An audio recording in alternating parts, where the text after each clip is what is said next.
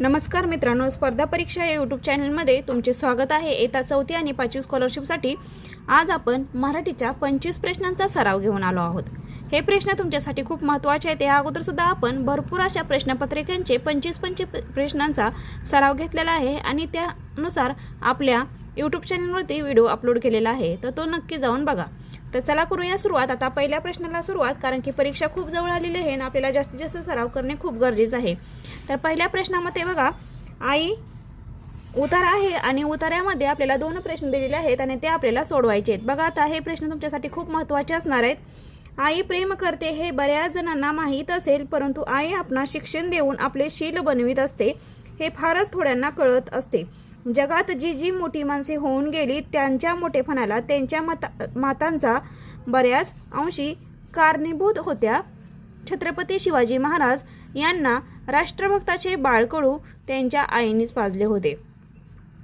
शाळांमध्ये आपणास जे शिक्षण मिळते ते विशेष करून बुद्धीची वाढ होण्यास उपयोगी पडते, परंतु खरा मोठेपणा शिलावर अवलंबून असतो व शील संवर्धनाचे शिक्षण मुख्यत्वे करून माता आपणास देत असते।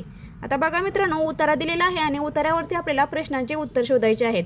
आता उतारा प्रथम आपण चांगल्या पद्धतीने वाचून घेतला तर आपल्याला प्रश्नाची उत्तरे लवकरात लवकर सापडतात। आता बघा, मातेकडून आपणास कोणते शिक्षण मिळते, तर कोणते मिळते बघा। आता मातेकडून आपणास कोणते शिक्षण मिळते हे आपल्याला बघायला पाहिजे। तर या ठिकाणी बघा, शील संवर्धनाचे शिक्षण मुख्यत्वे करून माता आपणास देत असते, म्हणजे या लाईनला आपले काय असणार आहे, उत्तर असणार आहे। मग शील संवर्धन कुठं आहे, जीवन जगण्याचे, राष्ट्रभक्तीचे, शील संवर्धनाचे आणि परोपकाराचे।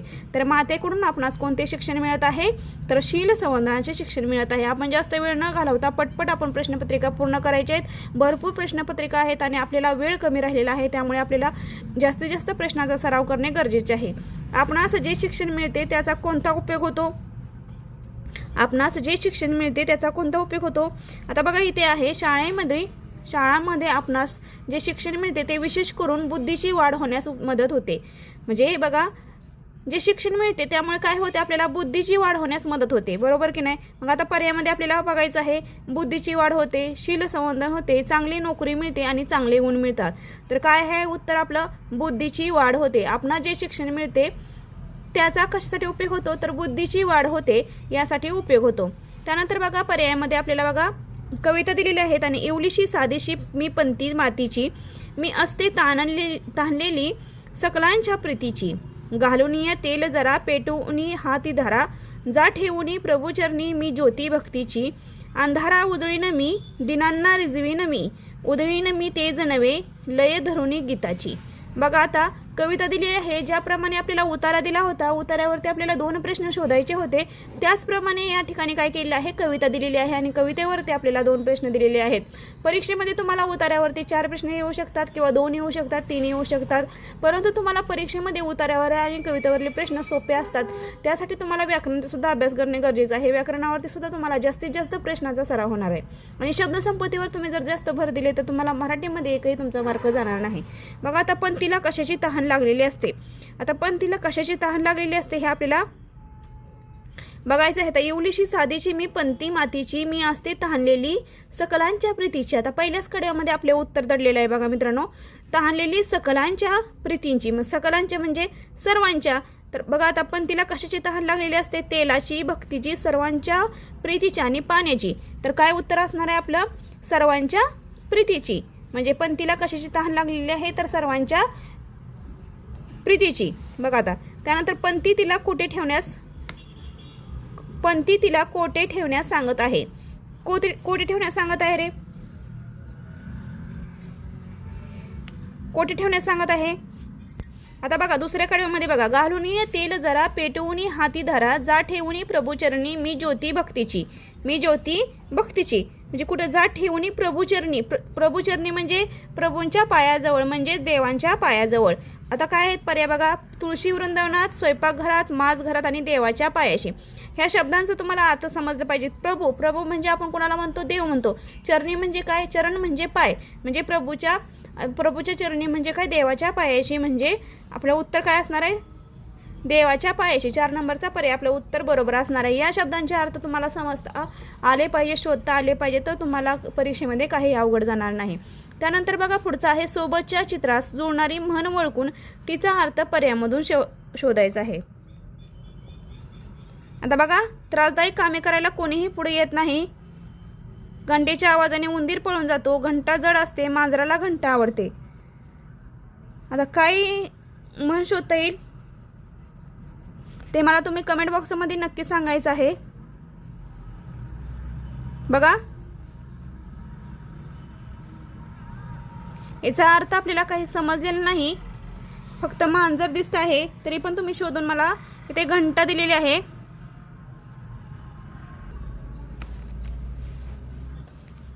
आता याच्या मन काही मला शोधता येईना, परंतु इथं घंटेच्या आवाजाने उंदीर पळून जातो किंवा त्रासदायक कामे करायला कोणीही पुढे येत नाही, या दोन्हीपैकी एक उत्तर असणार आहे. त्यानंतरचा पुढचा प्रश्न बघा, अंगाला झोंबणे या अर्थाचा वाक्यप्रचार खालीलपैकी कोणता? आता अंगाला झोंबणे मी तुम्हाला वारंवार सांगत आलेले आहे की तुम्हाला वाक्यप्रचार, म्हणी, शब्दसंपत्तीवर अशा भर द्यायचा आहे. त्यानुसार सुद्धा शब्दसमूहामधील शब्द, अलंकारिक शब्द, विरुद्धार्थी शब्द, समानार्थी शब्द या सुद्धा घटकाचं तुम्हाला पाठांतरच करावं लागणार आहे. अंगाला झोंबणे म्हणजे काय येणार आहे? राग येणे, अंगाला लोंबकळणे, अंगाला चुरचुरणे, अंग दुखणे. तर याचा अर्थ असणार आहे मित्रांनो राग येणे. राग येणे काय असणार आहे? याचा अर्थ असणार आहे. त्यानंतरचा बघा पुढचा प्रश्न आहे, खालील शुद्ध शब्द कोणता? तर खालील शुद्ध शब्द कोणता? राष्ट्रीय, इंद्रधनुष्य, घोडेश्वर, न्यायाधीश. बघा आता इथे राष्ट्रीय हा तर शब्द बरोबर आहे. इंद्रधनुष्य ह्याला नला पहिली वेलांटी पाहिजे होते. घोडेश्वर हा चुकलेला आहे. न्यायाधीश इथं पहिली वेलांटी पाहिजे होते. म्हणजे उत्तर क्रमांक आपला काय येणार आहे? 1 नंबरचा येणार आहे. राष्ट्रीय हा शब्द काय असणार आहे? बरोबर असणार आहे. त्यानंतर खालील शब्द गटातून पुल्लिंग शब्द निवडायचा आहे. तरुणी, लाटा, वाडे, बी. तरुणी, लाटा, वाडे, बी. आता पुल्लिंग म्हणजे काय? स्त्रीलिंग आणि पुल्लिंग. तर तो वापरायचा आपल्याला. ती तरुणी येते, ती तरुणी, ती लाटा, त्या लाटा किंवा ती लाटा, लाट, ते वाडे, त्या लाटा, ते वाडे, तो बी म्हणजे कुठला येणार आहे? तो येणार आहे. म्हणजे काय असणार आहे? पुल्लिंग शब्द असणार आहे. बी म्हणजे काय असणार आहे? पुल्लिंग शब्द असणार आहे. त्यानंतर बघा, त्यानंतर पुढचं आहे, खाली वाक्याच्या रिकाम्या जागी योग्य क्रियापद निवडायचं आहे. खालील वाक्याच्या रिकाम्या जागी योग्य क्रियापद निवडायचं आहे. रस्ता ओलांडताना वाहनाकडे नीट लक्ष देत आपलं पाऊल डॅश डॅश करायचं. रस्ता ओलांडताना वाहनाकडे नीट लक्ष देत असताना आपलं पाऊल काय करायचं? आपल्याला आपटायचं का? नाही. घालायची का? नाही. उचलायची का? हो. आणि चेपवायचे का? नाही. तर रस्ता ओलांडताना वाहनाकडे लक्ष देत आपलं पाऊल काय करायचं आहे? उचलायचे आहे. त्यानंतर खालील शब्द गटातील नाम नसलेला शब्द कोणता? खालील शब्द गटातील नाम नसलेला शब्द, लोभ, शौर्य, समाज, नम्र. आता लोभ आहे, शौर्य आहे, समाज आहे, परंतु नम्र हा एक आहे विनंती. म्हणजे असं नम्र कसं आपण एखाद्याला आदरोक्त वापरलेलं म्हणजे शब्द आहे तो, म्हणजे हा काय झालेला आहे? नम्र हा शब्द काय आहे? नाम नाही. लोभ आहे, शौर्य आहे, समाज आहे. त्यानंतर 11 नंबरचा बघा, 12 वर्षाचा काळ या शब्दसमूहासाठी एक शब्द कोणता? 12 वर्षाचा काळ. आता काय आपल्याला साप्ताहिक आहे, पंधरवडा आहे, हे शब्दसुद्धा तुम्हाला शब्दसमूहासाठी पाठ करणे गरजेचे आहे. तर 12 वर्षाचा काळ म्हणजे काय आपण म्हणतो रे? शतक, दशक, तप का डझन? तर शतक म्हणतो का? दशक म्हणतो का? नाही. तर ह्याला काय म्हणतात? तप म्हणतात. 12 वर्षाचा काय म्हणतात? काळ म्हणजे तप म्हणतात. म्हणजे 3 नंबरचा पर्याय आपला काय असणार आहे? बरोबर असणार आहे. त्यानंतरचा पुढचा प्रश्न घ्यायचा आहे, करती या शब्दाला जोडशब्द म्हणून जुळणाऱ्या शब्दाचा पर्याय निवडायचा आहे. करती या शब्दाला जोडशब्द म्हणून जुळणाऱ्या शब्दाचा पर्याय निवडायचा आहे. तर काय असणार आहे? धरती, करवती, भरवती, सवरती. तर आपण काय म्हणतो रे? एखाद्या घरामध्ये व्यक्ती जर असेल तर एखादी घरातील व्यक्ती जर सगळं कामकाज बघत असेल, म्हणजे सगळा व्यवहार असो किंवा काय असो, कुटुंब नियोजनाचा सगळा भाग असो जर बघत असेल तर आपण काय म्हणतो? करती, सवरती. करती, सवरती. म्हणजे त्याला काय झाला? तो जोड शब्द तयार झालेला आहे. म्हणजे उत्तर क्रमांक आपला काय येणार आहे? 4 नंबरचा येणार आहे. त्यानंतर खालीलपैकी कोणत्या पर्यायामधील अक्षर वापरल्याने चौकटीमध्ये अर्थपूर्ण शब्द तयार होणार नाही? खालील पर्यायामध्ये खालील कोणत्या पर्यायामधील अक्षर वापरल्याने चौकटीमध्ये अर्थपूर्ण शब्द तयार होणार नाही? नाही विचारलेले, होणार आहे का विचारले का? नाही विचारलेलं आहे. मग आता पोळ होऊ शकतो, घोळ होऊ शकतं, दोळ होऊ शकतो का? नाही होऊ शकत. ओळ होऊ शकतो, म्हणजे 3 नंबरचा पर्याय आपला काय असणार आहे? बरोबर असणार आहे. दोळ हा शब्द तयार होत नाही, म्हणजे उत्तर क्रमांक आपला काय असणार आहे? 3 असणार आहे. उपकार या शब्दाच्या विरुद्धार्थी शब्दाचा पर्याय निवडायचा आहे. उपकार या शब्दाच्या विरुद्धार्थी शब्द. उपकार म्हणजे काय? आपण एखाद्याला केलेली मदत. आता परोपकार, मदत, नासाडी, अपकार. तर काय होणार आहे? उपकारला विरुद्धार्थी शब्द काय येणार आहे? अपकार येणार आहे, म्हणजे 4 नंबरचा पर्याय काय असणार आहे आपला? बरोबर असणार आहे.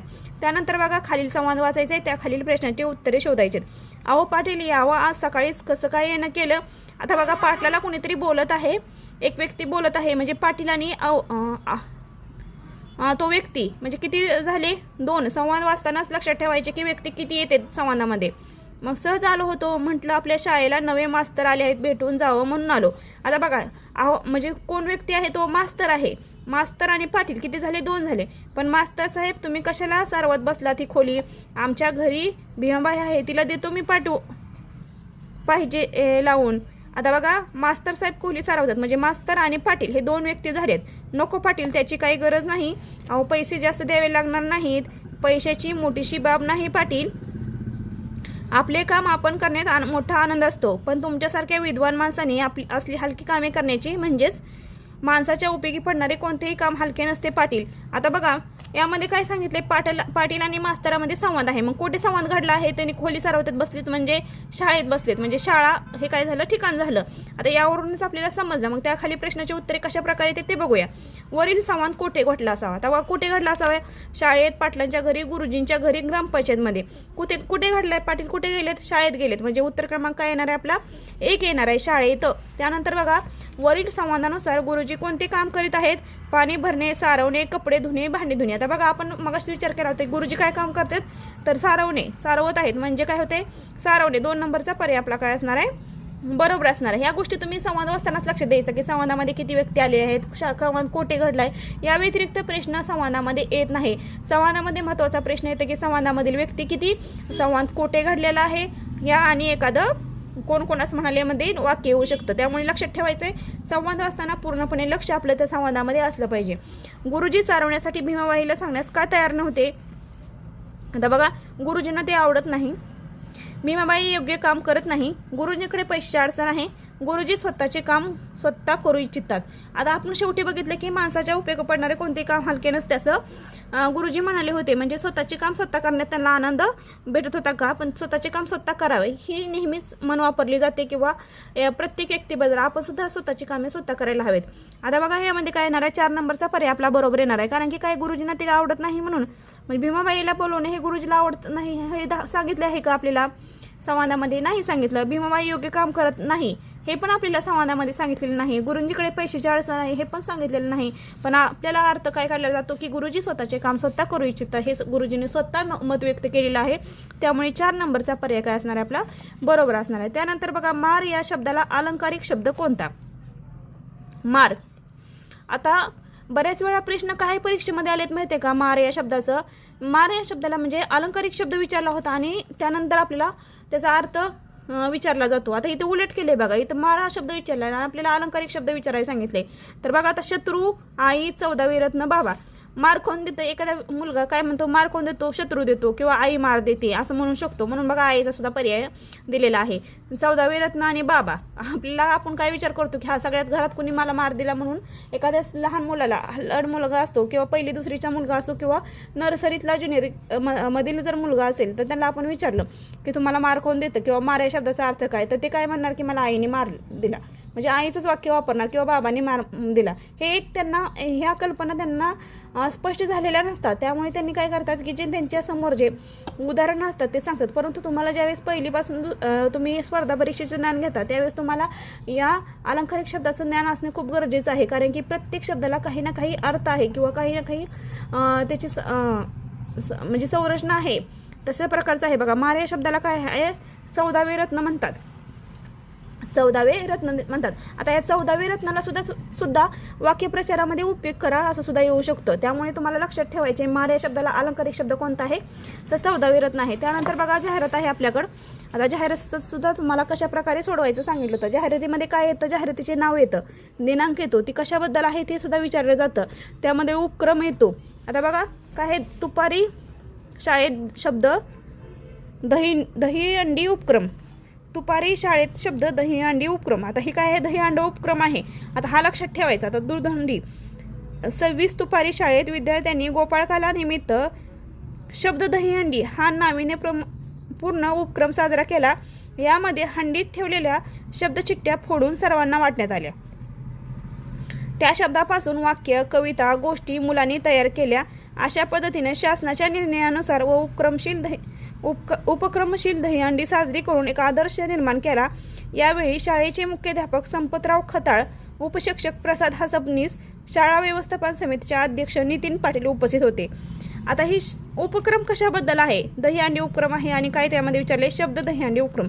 आता दहीहंडी उपक्रम कशानिमित्त घेण्यात आला होता. आता कशानिमित्त घेण्यात आला होता रे, तर काय होतं इथं बघा, गोपाळकाला निमित्त शब्द दहीहंडी हा उपक्रम राबवण्यात आला. म्हणजे कुठे आहे गोपाळकाला, स्नेहसंमेलन, गोपाळकाला, गणेशोत्सव, दहीहंडी दिन. तर काय आहे, गोपाळकाला हे उत्तर आपलं काय असणार आहे, बरोबर असणार आहे. दहीहंडीमध्ये काय ठेवण्यात आले होते, काय, दही, दूध, रंगीत पाणी, शब्दचिठ्ठ्या, अन्नाचे मिश्रण. तर बघा हा आगळा वेगळा उपक्रम आहे मित्रांनो. म्हणजे दहीहंडीमध्ये काय करतो आपण, दही दूध वगैरे काहीतरी ठेवतो किंवा ते दहीहंडी फोडण्याचा कार्यक्रम ठेवला जातो. पण या विद्यार्थ्यांनी काय केलेलं आहे, यामध्ये शब्दचिठ्ठ्या ठेवलेले आहेत. यापासून काय केलेलं आहे, वाक्य, कविता, गोष्टी मुलांना तयार केले आहेत. म्हणजे याकडून सुद्धा आपल्याला काहीतरी शिकण्यासारखं मिळणार होतं. तर काय होतं, दहीहंडीमध्ये काय ठेवण्यात आले होते, तर शब्दचिठ्ठ्या ठेवण्यात आले होते.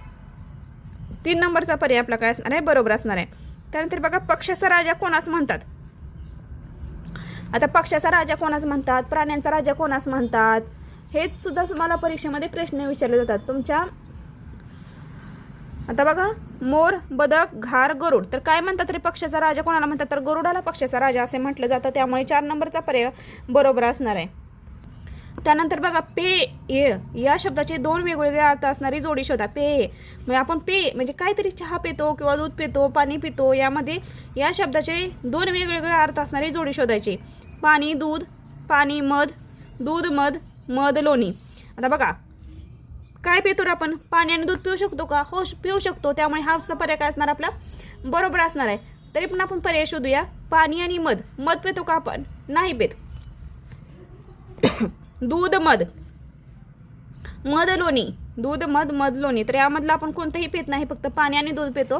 त्यामुळे पर्याय क्रमांक काय असणार आहे, 1 आपला बरोबर असणार आहे. बोलता बोलता विचार तुटल्यास खालीलपैकी कोणते विरामचिन्ह वापरले जाते. बोलता बोलता विचार तुटल्यास खालीलपैकी कोणते चिन्ह वापरले जाते, तर कोणते, अपूर्ण विराम, अर्धविराम, संयोग चिन्ह आणि अपसरण चिन्ह.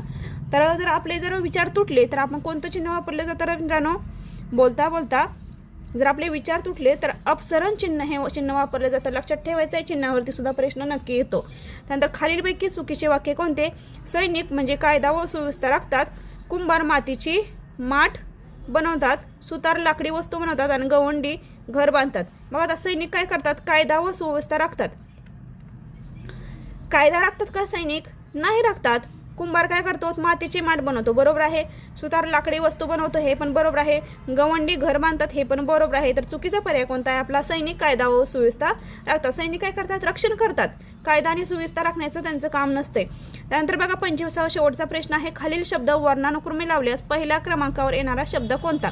आता बघा, खालील शब्द वर्णानुक्रम लावायचे. तुम्हाला खूप वेळा सांगितले की अल्फाबेटिकल म्हणजे असं मुळाक्षरानुसार तुम्हाला प्रश्न परीक्षेमध्ये विचारले जातात. त्यामुळे तुम्हाला खालील शब्द वर्णानुक्रम लावल्यास पहिल्या क्रमांकावर येणारा शब्द कोणता, तर कळ, कर, कान आणि काळ.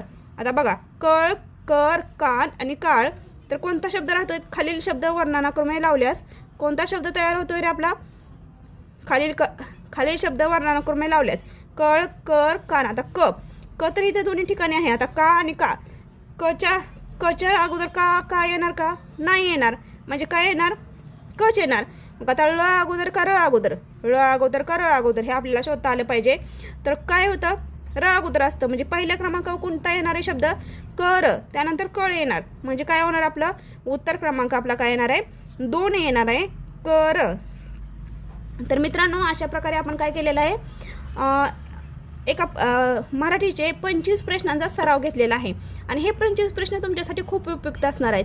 आपला थोडासा गॅप पडलेला आहे, 8 दिवसापासून आपला व्हिडिओ पडलेला नाही, परंतु हा व्हिडिओ अपलोड करून अजून आपण 22 तारखेपर्यंत स्कॉलरशिपच्या परीक्षेसाठी भरपूर अशा टेस्टचा सरावसुद्धा घेणार आहोत. गणिताचा सुद्धा सराव होणार आहे, मराठीचा सराव होणार आहे, इंग्रजीचा होणार आहे, बुद्धिमत्तेवरती सुद्धा प्रश्न येणार आहेत. तुम्हाला प्रत्येक प्रश्नांचा आणि प्रत्येक महत्त्वाच्या टॉपिकवरती सुद्धा तुम्हाला गणिताचा प्रत्येक भाग ना भाग शिकवला जाणार आहे आणि त्याचा जास्तीत जास्त सराव घेतला जाणार आहे. तुम्हाला जर आजचा व्हिडिओ आवडत असेल तर व्हिडिओला लाईक करा, शेअर करा आणि सबस्क्राईब करा. धन्यवाद.